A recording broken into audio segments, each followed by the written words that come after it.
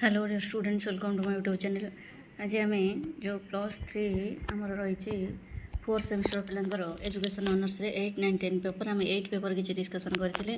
आज major 1 paper 9 paper आम आज डिस्कसन करवा। पेपर 9 ना हूँ पीसीसी।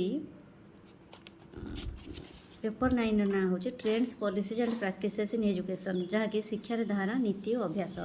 तार कौन पढ़ा ना यूनिट 1 आज आरंभ करवा। यूनिट 1 चलो ताले आज देखा। आज वीडियो स्टार्ट करिया। प्रथम कथा हूँ कौन ना यूनिट 1 ना कौन ना प्रारंभिक बाल्य शिक्षा एवं प्राथमिक विद्यालय शिक्षा। तार ये हूँ ECC and elementary school education. यहाँ कौन ना यूनिट 1 केते गुड़े क्वेश्चन डिस्कसन करवा। आगे प्रथम कौन करवा ना विषय भित्तिक सूचना विश्लेषण कहले आमर कौन रही इम्पोर्टाट टिप्स यही यूनिट 1 कौन सब रही सारांश कौन ना। प्रथम कथा हूँ प्रारंभिक बाल्य शिक्षा पिलामानक शिक्षा और संपूर्ण विकास को सुनिश्चित करने एक अत्यावश्यक प्रक्रिया अटे। ईसीसी मुख्य लक्ष्य हूँ शिशुर शारीरिक, मानसिक, सामाजिक, भावनात्मक और सृजनशील दक्षता को विकसित करने। यार प्रकृति खेल आधारित, क्रियात्मक और शिशु केन्द्रिक, जहाँ पिलामानक प्राकृतिक भाव में शिखार सुजोग मिलता है। पिलामाने तुम तो युड़क आमर कोर 8 रे पढ़ी सारी। ईसीसी कहले early childhood care and education, से भल भाव में पढ़ी सारी। तार अर्थ कौन जानिच। तापर देखिए मौलिक साक्षरता एवं सांख्यिक शिक्षा FLN अर्थ प्रकृति और लक्ष्य। FLN कहले foundational literacy and numeracy. FLN full form हूँ फाउंडेशनल लिटरेसी एंड न्यूमरेसी। ता माने कौन ना प्राथमिक शिक्षार एक मौलिक अंश अटे। मौलिक साक्षरता अर्थ पढ़ा, लेखिबा एवं बुझीबार मौलिक दक्षता, जो भाषा विकास, शब्दावली ज्ञान और बुझीबार क्षमता अंतर्भुक्त। मौलिक सांख्यिक शिक्षा अर्थ संख्या, आकार, माप और मौलिक गाणितिक क्रिया जेपरिक योग, वियोग, गुणन और भाग संपर्कित मौलिक ज्ञान और दक्षता। FLN प्रकृति हूँ क्रमान्वय और कौशल आधारित, जहाँ प्रारंभिक शिक्षार आरंभ होता है। यार मुख्य लक्ष्य हूँ प्रत्येक पिला तृतीय श्रेणी शेष करने पूर्व पढ़ा, लिखा और मौलिक गणित कर दक्षता हासिल करने, जहाँद्वारा परवर्ती शिक्षापी एक मजबूत भित्ति प्रस्तुत हो पार। तापर आसला पे प्राथमिक शिक्षार सार्वजनीकरण UEE यूनिवर्सालाइजेशन ऑफ एलिमेंटरी एजुकेशन। तार धारणा सूचक उद्यम RTI 2009। RTE यहाँ RTE एमती लिखाई यहाँ हम RT एक्ट 2009। प्राथमिक शिक्षार सार्वजनीकरण बा यूनिवर्सालाइजेशन ऑफ एलिमेंटरी एजुकेशन बा UEE धारणा होची कौन ना 6 ରୁ 14 वर्ष वयस्क समस्त पिलांको मागणा और बाध्यतामूलक शिक्षा प्रदान करवा। UEE मुख्य सूचक गुड़िक है समस्त पिलांकर सार्वजनीन प्रवेश, जहाँ आम यूनिवर्सल एक्सेस कहे, समस्त पिलांकर विद्यालय रहिबा यूनिवर्सल रिटेंशन, समस्त पिलांकर शिक्षा समाप्त करने बा यूनिवर्सल अचीवमेंट, सामाजिक वर्गभेद दूर करवा। UEE हासिल करने भारत सरकार अनेक उद्यम करपरिक सर्वशिक्षा अभियान और परवर्ती समय समग्र शिक्षा अभियान, मागण और बाध्यतामूलक शिक्षार अधिकार आईन 2009 बा RT act right to education act 2009 पदक्षेप, जहाँकि 6 ରୁ 14 वर्ष वयस्क प्रत्येक शिशुर मौलिक अधिकार भाव में शिक्षा को स्वीकृति देता। आईन मुख्य उद्देश्य मागणा शिक्षा, विद्यालय प्रवेश, शिक्षार गुणवत्ता, शिशु को कौन शारीरिक दंड न देवा एवं निर्दिष्ट मानदंड पूरण करुवा शिक्षकों को नियुक्ति देवा। तथापि RT कार्यकारी करिबारे अनेक समस्या रही, जेपरिक आनुष्ठानिक संस्करण, शिक्षकों अभाव, गुणवत्तापूर्ण शिक्षार अभाव और आर्थिक अभाव। एगुड़िक सब हूँ कौन RT सफल प्रयोगर असुविधा गुड़िक। तापर आसला विद्यालय परिचालना समिति बा SMC स्कूल मैनेजमेंट कमिटी। तार भूमिका कौन, गुरुत्व कौन और समस्या कौन। RT आईन अनुଯାयी प्रत्येक विद्यालय एक विद्यालय परिचालना समिति बा स्कूल मैनेजमेंट कमिटी गठन करने को पड़ता है। SMC रे पितामाता, शिक्षक, स्थानीय प्रशासन और शिक्षा विशेषज्ञ मैंने था। SMC मुख्य भूमिका हूँ विद्यालय कार्यकलाप परिदर्शन करने, शिक्षार गुणवत्ता सुनिश्चित करने, विद्यालय योजना प्रस्तुत करने और स्थानीय संपत्तिर उत्तम व्यवहार करने। संप्रदाय को विद्यालय सहित जोड़े SMC एक गुरुत्वपूर्ण भूमिका ग्रहण करता है। तथापि SMC को फलप्रद भाव में कार्यकारी कर अनेक समस्या देखा जाए। एथिरे सभ्य मानकर शिक्षा संपर्कित ज्ञानर अभाव, पितामातांकर असुविधा किंबा अभियोगर अभाव, राजनैतिक हस्तक्षेप और महिला सदस्यों सक्रिय अंशग्रहणर अभाव मुख्य अटे। तापर आसला राष्ट्रीय शिक्षा नीति 2020 NEP 2020 अनुଯାयी प्राथमिक स्तर में वृत्तिगत शिक्षार धारणा। ये गोटे हूँ मुख्य पॉइंट। राष्ट्रीय शिक्षा नीति आम जहाँ कहे नेशनल एजुकेशन पॉलिसी बा NEP 2020 ଭୋକେସନାଲ ଏଜୁକେସନ୍ ଉପରେ ଗୁରୁତ୍ୱ ଦେଇଛି। ଏହି ନୀତି ଅନୁଯାୟୀ ଶ୍ରେଣୀ 6ରୁ ଆରମ୍ଭ କରି ବିଦ୍ୟାର୍ଥୀମାନଙ୍କୁ ବୃତ୍ତିମୂଳକ ଶିକ୍ଷାର ସାଧାରଣ ଜ୍ଞାନ ଦେବାକୁ ପରାମର୍ଶ ଦିଆଯାଇଛି। ଏହାର ଉଦ୍ଦେଶ୍ୟ ପିଲାମାନଙ୍କ ମଧ୍ୟରେ ବିଭିନ୍ନ ବୃତ୍ତି, ଦକ୍ଷତା ଏବଂ କାରିଗରୀ କାମ ପ୍ରତି ଆଗ୍ରହ ଜାଗ୍ରତ କରିବା, ଯାହାଦ୍ୱାରା ସେମାନଙ୍କର ବୈଚାରିକ ଚିନ୍ତନ, ସମସ୍ୟା ସମାଧାନ କ୍ଷମତା ଏବଂ ବାସ୍ତବିକ ଜୀବନର ଦକ୍ଷତା ବିକଶିତ ହୋଇପାରିବ। ଏହି ଶିକ୍ଷା ପିଲାମାନଙ୍କୁ ସ୍ଥାନୀୟ କଳା, ହସ୍ତଶିଳ୍ପ, କୃଷି ଏବଂ ଅନ୍ୟାନ୍ୟ ପାରମ୍ପରିକ ଏବଂ ଆଧୁନିକ ବୃତ୍ତି ସହିତ ପରିଚିତ କରାଇଥାଏ। NEP 2020ର ଧାରଣା ହେଉଛି ଯେ ବୃତ୍ତିମୂଳକ ଶିକ୍ଷା କେବଳ ଉଚ୍ଚଶିକ୍ଷା ସ୍ତରରେ ସୀମିତ ନ ରହି ପ୍ରାରମ୍ଭିକ ବୟସରୁ ଆରମ୍ଭ ହେବା ଉଚିତ, ଯାହାଦ୍ୱାରା ପିଲାମାନଙ୍କ ମଧ୍ୟରେ ଏକ ସନ୍ତୁଳିତ ଦୃଷ୍ଟିକୋଣ ବିକଶିତ ହୋଇପାରିବ ଏବଂ ଭବିଷ୍ୟତରେ ସେମାନଙ୍କୁ ବିଭିନ୍ନ ବୃତ୍ତିଗତ ପଥ ପାଇଁ ପ୍ରସ୍ତୁତ କରିପାରିବ। ତେଣୁ ଏଗୁଡ଼ିକ ଥିଲା ପିଲାମାନେ ଏଇ ଟପିକ୍ର ବା ଏଇ ୟୁନିଟ୍ର ସାରାଂଶ। ତାପରେ ଆମର ପ୍ରଥମ କାମ ହେଉଛି କ'ଣ ନା କ ବିଭାଗ ଅତି ସଂକ୍ଷିପ୍ତ ପ୍ରଶ୍ନୋତ୍ତର, ଯାହାକି ଆମର ପାର୍ଟ 1ରେ କ୍ୱେଶ୍ଚିନ୍ ଆସିଥାଏ। 1 ମାର୍କର ଭ୍ୟାଲୁ, ବହୁ ବିକଳ୍ପ ପ୍ରଶ୍ନୋତ୍ତର, MCQ, 1 ନମ୍ବର ସମ୍ବଳିତ ପ୍ରଶ୍ନୋତ୍ତର। ପ୍ରଥମ କ୍ୱେଶ୍ଚିନ୍ କ'ଣ ନା ECCର ପୂର୍ଣ୍ଣ ରୂପ କ'ଣ? ECC ରହୁଛି early childhood care and education. ଆର ଓଡ଼ିଆରେ ଆମର ଲେଖା ହେଇଛି early childhood care and education.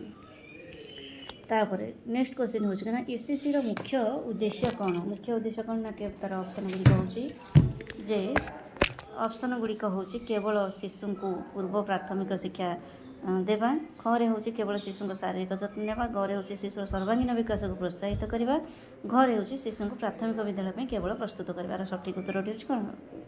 Option ଗ, ଶିଶୁର ସର୍ବାଙ୍ଗୀନ ବିକାଶକୁ ପ୍ରୋତ୍ସାହିତ କରିବା। ତାପରେ ନେକ୍ସଟ କ୍ୱେଶ୍ଚିନ୍ ହେଉଛି ଖେଳ ଆଧାରିତ ଶିକ୍ଷଣ କାହା ପାଇଁ ଗୁରୁତ୍ୱପୂର୍ଣ୍ଣ? ଆର ସଠିକ୍ ଆନ୍ସରଟି ହେଉଛି ଏହା ଶିଶୁଙ୍କର ସର୍ବାଙ୍ଗୀନ ବିକାଶରେ ସହାୟକ ହୋଇଥାଏ।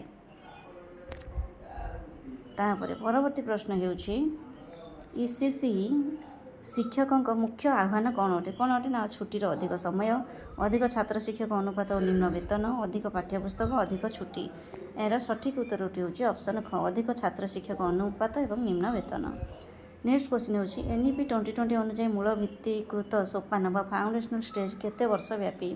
ଏହାର ସଠିକ୍ ଉତ୍ତରଟି ହେଉଛି ଅପସନ୍ ଗ, ଯାହାକି 5 ବର୍ଷ ବା 3 ବର୍ଷର ECC ପ୍ଲସ୍ ଶ୍ରେଣୀ 1 ଆଉ 2। ତାପରେ ନେକ୍ସଟ କ୍ୱେଶ୍ଚିନ୍ ହେଉଛି ନିପୁଣ ଭାରତ ମିଶନର ଲକ୍ଷ୍ୟ କ'ଣ? ତାର ସଠିକ୍ ଉତ୍ତରଟି ହେଉଛି ସମସ୍ତ ଶିଶୁଙ୍କର ତୃତୀୟ ଶ୍ରେଣୀ ଶେଷ ସୁଦ୍ଧା ପଢ଼ିବା ଓ ଗଣିତରେ ମୌଳିକ ଦକ୍ଷତା ହାସଲ କରିବା। ତାପରେ ପରବର୍ତ୍ତୀ ପ୍ରଶ୍ନ ହେଉଛି ECCରେ ସର୍ବାଙ୍ଗୀନ ମୂଲ୍ୟାଙ୍କନର ଅର୍ଥ କ'ଣ? ଏହାର ସଠିକ୍ ଉତ୍ତରଟି ହେଉଛି ଅପସନ୍ ଖ, ଶିଶୁର ଶିକ୍ଷାଗତ, ସାମାଜିକ, ଭାବନାତ୍ମକ, ଶାରୀରିକ ବିକାଶକୁ ଦେଖିବା। ତାପରେ ନେକ୍ସଟ କ୍ୱେଶ୍ଚିନ୍ ହେଉଛି ICDS ଯୋଜନାର ମୁଖ୍ୟ ଉଦ୍ଦେଶ୍ୟ କ'ଣ? ICDSର ଫୁଲ୍ ଫର୍ମ ହେଉଛି ପିଲାମାନେ ମନେ ରଖ ଯେ ଇଣ୍ଟିଗ୍ରେଟେଡ୍ ଚାଇଲ୍ଡ ଡେଭଲପମେଣ୍ଟ ସ୍କିମ୍। ଏହାର ମୁଖ୍ୟ ଉଦ୍ଦେଶ୍ୟ କ'ଣ? ଆର ସଠିକ୍ ଉତ୍ତରଟି ହେଉଛି ଅପସନ୍ ଖ, 6 ବର୍ଷରୁ କମ୍ ବୟସ୍କ ଶିଶୁ, ଗର୍ଭବତୀ ଏବଂ ଧାଇ ମାଙ୍କ ସର୍ବାଙ୍ଗୀନ ବିକାଶ ସାଧନ କରିବା। ତାପରେ ପରବର୍ତ୍ତୀ ପ୍ରଶ୍ନ ହେଉଛି ECC ଶିକ୍ଷକଙ୍କୁ କି ଦକ୍ଷତା ଆବଶ୍ୟକ? ତାର ସଠିକ୍ ଉତ୍ତରଟି ହେଉଛି ଅପସନ୍ ଖ, ଯାହାକି ଧୈର୍ଯ୍ୟ, ସହାନୁଭୂତି, ସୃଜନଶୀଳତା, ଖେଳ ଆଧାରିତ ଶିକ୍ଷଣ ଦକ୍ଷତା। ପରବର୍ତ୍ତୀ ପ୍ରଶ୍ନ ହେଉଛି ECCରେ ପିତାମାତାଙ୍କ ଭୂମିକା କ'ଣ? ସଠିକ୍ ଉତ୍ତରଟି ହେଉଛି ଏହାର ଅପସନ୍ ଖ, ଯାହାକି ଶିଶୁର ଶିକ୍ଷା ଓ ବିକାଶରେ ସକ୍ରିୟ ଭାବରେ ଅଂଶଗ୍ରହଣ କରିବା। ତାପରେ ପରବର୍ତ୍ତୀ ପ୍ରଶ୍ନ ହେଉଛି FLNର ପୂର୍ଣ୍ଣ ନାମ କ'ଣ? ଆର ଫାଉଣ୍ଡେସନାଲ ଲିଟରେସି ଆଣ୍ଡ ନ୍ୟୁମେରାସି। ସଠିକ୍ ଉତ୍ତରଟି ଅପସନ୍ ଖ। ତାପରେ FLNର ମୁଖ୍ୟ ଲକ୍ଷ୍ୟ କ'ଣ? ଆର ସଠିକ୍ ଉତ୍ତରଟି ହେଉଛି ଅପସନ୍ ଖ, ଯାହାକି ତୃତୀୟ ଶ୍ରେଣୀ ଶେଷ ହେବା ପର୍ଯ୍ୟନ୍ତ ପ୍ରତ୍ୟେକ ପିଲା ଭାଷା ଓ ଗଣିତରେ ମୌଳିକ ଦକ୍ଷତା ହାସଲ କରିବା। ତାପରେ ନେକ୍ସଟ କ୍ୱେଶ୍ଚିନ୍ ହେଉଛି ମୂଳ ଭିତ୍ତିକୃତ ସାକ୍ଷରତା କ'ଣ? ଆର ସଠିକ୍ ଉତ୍ତରଟି ହେଉଛି ଅପସନ୍ ଖ, ଯାହାକି ପଢ଼ିବା, ଲେଖିବା ଏବଂ ବୁଝିବା ଦକ୍ଷତାକୁ ବୁଝାଇଥାଏ। ତାପରେ ନେକ୍ସଟ କ୍ୱେଶ୍ଚିନ୍ ହେଉଛି ମୂଳ ଭିତ୍ତିକୃତ ସାଂଖ୍ୟିକ ଦକ୍ଷତା କ'ଣ? ନା ଆର ସଠିକ୍ ଉତ୍ତରଟି ହେଉଛି ସେଇ ଅପସନ୍ ଖ, ଦୈନନ୍ଦିନ ଜୀବନରେ ଗଣିତକୁ ବୁଝିବା ବା ପ୍ରୟୋଗ କରିବା। ନେକ୍ସଟ କ୍ୱେଶ୍ଚିନ୍ ହେଉଛି ନିପୁଣ ଭାରତ ମିଶନ କ'ଣ?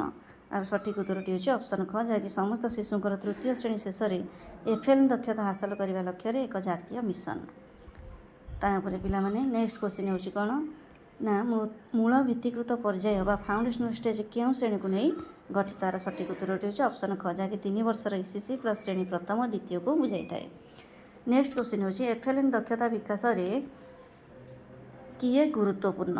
ଆର ସଠିକ୍ ଉତ୍ତରଟି ହେଉଛି ଅପସନ୍ ଖ, ଯାହାକି ଏହା ଭବିଷ୍ୟତର ଶିକ୍ଷା ଓ ଜୀବନ ପାଇଁ ଏକ ମଜବୁତ ଭିତ୍ତିଭୂମି ପ୍ରସ୍ତୁତ କରିଥାଏ।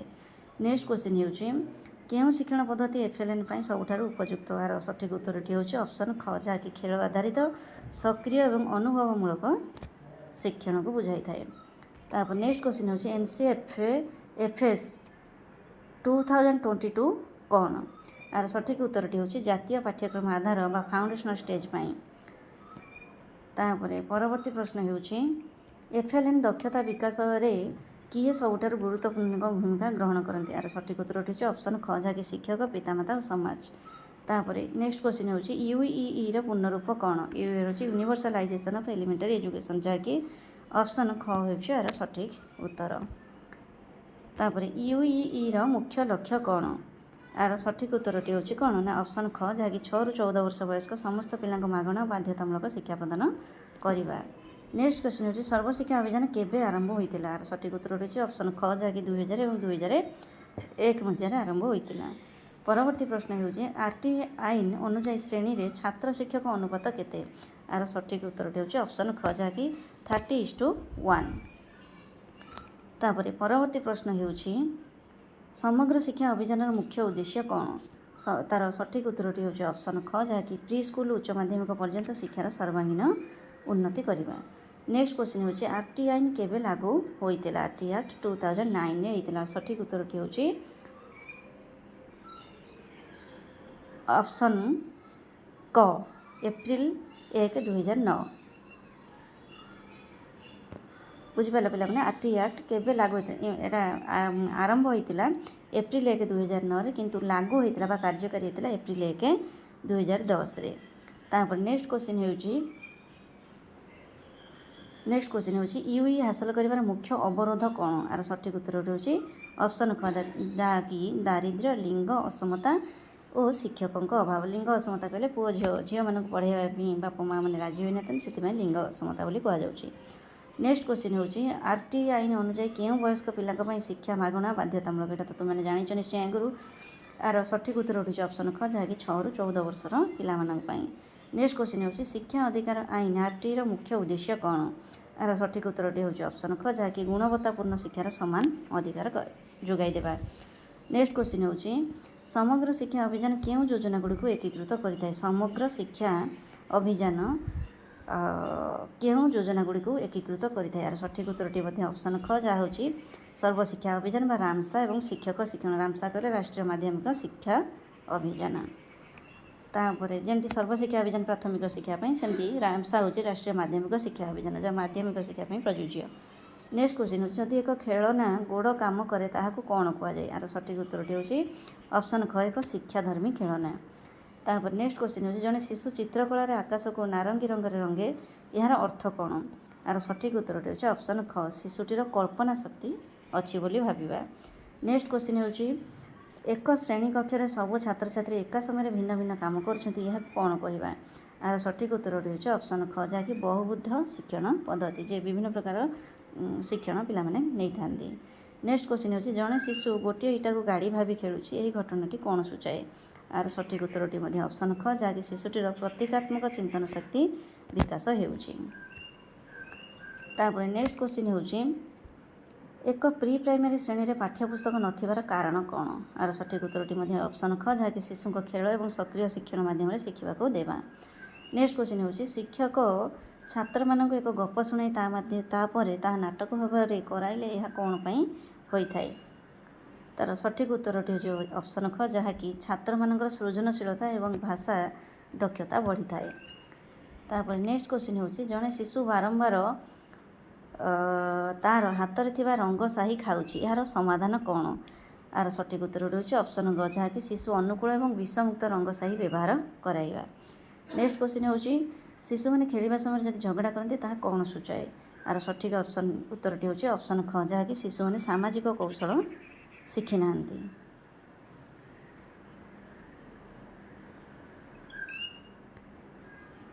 सठिक उत्तरटी यार शिशु मैंने सामाजिक कौशल शिखि नाहांती एठी हवा शिखिचंती हब नाही। नेक्स्ट क्वेश्चन होची एक श्रेणी कक्ष रे प्राकृतिक जिनिस जेपरिक पत्र गछर बकल रखिबा कौन पाई जरूरी। यार सठिक उत्तरटी होची ऑप्शन ख जहाँकि शिशु मैंने प्रकृति को निकटरू चिन्हि पारे और जानीपारे।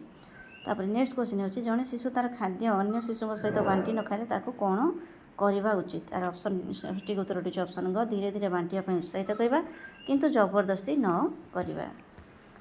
तापर नेक्स्ट क्वेश्चन होची शिक्षयित्री छात्र मानक गोटे विषय उपरे प्रश्न पचारिले एवं भूल उत्तर आसिले कौन करेंगे। यार सठिक उत्तरटी हूँ ऑप्शन क, जहाँकि भूल उत्तर को सम्मानपूर्वक शुणी ठीक उत्तर आड़ को मार्गदर्शन करेंगे। पिलाटी जदि भूल उत्तर देला तापर आम चिड़चिड़ा हवा नहीं बाड़ेवा नहीं, ताकू भूल उत्तर को सम्मानपूर्वक शुणी ताकू ठीक उत्तर टी बुझेदेवा। नेक्स्ट क्वेश्चन हूँ शिशु मान गप कहवा और पढ़ा कौन पर गुरुत्वपूर्ण। यार सठिक उत्तरटी हूँ ऑप्शन ख, जहाँकि शिशु मान शब्द भंडार श्रवण दक्षता एवं कल्पना शक्ति बढ़ाए। तापर परवर्ती प्रश्न होउछि शिशु मान अक्षर शिखाइबा सर्वोत्तम उपाय कौन। यार सठिक उत्तरटी होउछि ऑप्शन ख, जहाँकि खेल गीत चित्रांकन एवं कहानी माध्यम शिखाइबा। परवर्ती प्रश्न होउछि शिशु मान सर्कल टाइम बा वृत्ताकार बसियापाई कौन पाई गुरुत्वपूर्ण। यार सठिक उत्तरटी होउछि ऑप्शन ख, जहाँकि सामूहिकता श्रृंखला एवं एकता विकास पाई। तापर परवर्ती प्रश्न देखा कौन रही पिलाने। परवर्ती प्रश्न होउछि शिशु मान गांधीजी जन्मदिन में केवल छवि देखा ठीक नुहे, ताठू बलिष्ठ उपाय कौन। तार सठिक उत्तरटी होउछि ऑप्शन ग, जहाँकि गांधीजी को नहीं एक प्रासंगिक गप कहवा और चर्चा करवा। तापर परवर्ती प्रश्न होउछि शिशु मैंने खेलिबा समय जदि झगड़ा लगाईदेले शिक्षयित्री को कौन करवा उचित। यार सठिक उत्तर रही ऑप्शन ग, जहाँकि झगड़ा कौन है जाना और से शांतिपूर्ण भाव में समस्या समाधान करने को साहाय्य करवा। तापर नेक्स्ट क्वेश्चन होउछि शिशु मान गणित शिखाइबा सर्वोत्तम स्थान केउठी। यार सठिक उत्तरटी होउछि ऑप्शन ख, खेलना मिठाई फल आदि जिनस व्यवहार करी। तापर परवर्ती प्रश्न होउछि शिशु मान स्वाधीन क्रियाशीलतार अर्थ कौन। यार सठिक उत्तरटी होउछि ऑप्शन ख, जहाँकि शिशु मान से काम निजे करने को उत्साहित करवा, जेपरिक खेलना गोलाइबा जिनिस बांटिबा इत्यादि। तब नेक्स्ट क्वेश्चन होउछि शिशु मान चित्र रे जदि माँ को हाथ गोड़ ठारू बड़ देखा जाए तार कारण कौन। तार सठिक उत्तरटी होउछि ऑप्शन ग, जहाँकि शिशुटी तार माँ को जो अंश द्वारा चिन्हित खुआइबा कोल करवा से अंश को बड़ करी देखाई थाए। तापर नेक्स्ट क्वेश्चन होउछि शिक्षयित्री शिशु मान गोटे गछ रोपण कराइले यही कार्यटी कौन शिखाए। यार सठिक उत्तर होउछि ऑप्शन ख, जहाँकि परिवेश प्रति दायित्वबोध जीवन चक्र बुझा एवं टीमवर्क रे काम करवा। पे एगुड़िक हूँ तुम बहुत मूल्यवान बा इम्पोर्टाट MCQ क्वेश्चंस, तेणु एगुड़िक बारंबार पढ़े तुम मन रही क्वेश्चन तुम आसीपे एग्जाम तेणु यार PDF लिंक मु डिस्क्रिप्शन रे लिंक देदेवी, तुमने PDF डाउनलोड कर नोट प्रिपेयर कर कौन कर ना बारंबार वीडियो देखले तुम मन रही। तेणु 8, 9, 10 पेपर जहाँ मु वीडियो अपलोड करी तुमने से नोट प्रिपेयर कर। वीडियोटी भल लगे वीडियो को लाइक कर, कमेंट दब, शेयर कर एवं सब्सक्राइब करने को केबे भी भूलबनी। Thank you.